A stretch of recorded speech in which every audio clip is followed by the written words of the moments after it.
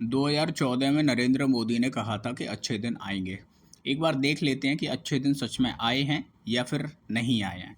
तो इसके लिए मैं आपको एक एक करके बताता हूँ कि आप खुद सोच लेना फिर अच्छे दिन आए हैं कि नहीं आए हैं। तो सबसे पहले पॉइंट पे अपन बात करेंगे जनधन योजना।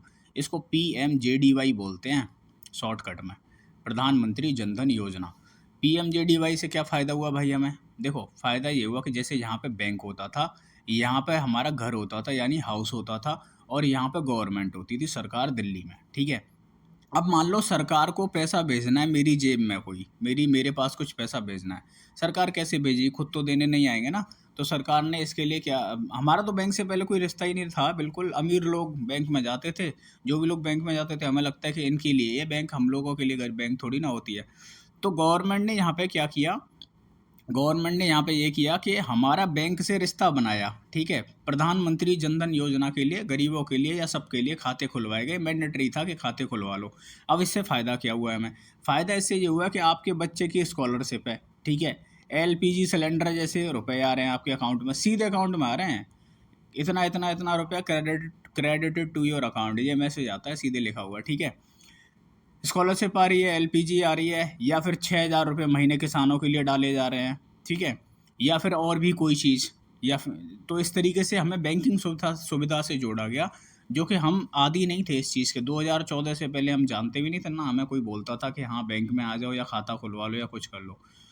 तो ये फ़ायदा हुआ है। इससे अच्छे दिन ये आए हैं कि अब देखो धीरे धीरे आप बैंक का इस्तेमाल करोगे तो आपका अच्छा खासा रिकॉर्ड बनेगा। अब आपके मान लो बच्चा आपका स्टूडेंट है और उसको कुछ कहीं पढ़ाई करनी है, उसके लिए आपको लोन बहुत आसानी से मिल जाएगा।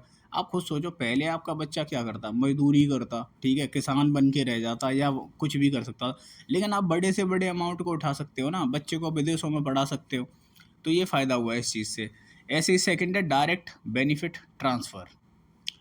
ये क्या होता है डायरेक्ट बेनिफिट ट्रांसफ़र? ये होता है कि जैसे ये दिल्ली है, ठीक है, दिल्ली से पैसा डालना है किसी के अकाउंट में, ये आदमी है कोई कहीं किसी गांव में बैठा हुआ है। पहले पैसा जाता था, यहाँ से पैसा गया, दिल्ली से गया किसी और के पास, किसी मतलब किसी बड़े कमीशन के पास या कुछ भी, उससे पैसा आगे बढ़ेगा किसी और के पास। अब क्या होगा पता है? आप समझ रहे हो आप यहाँ पे क्या होगा?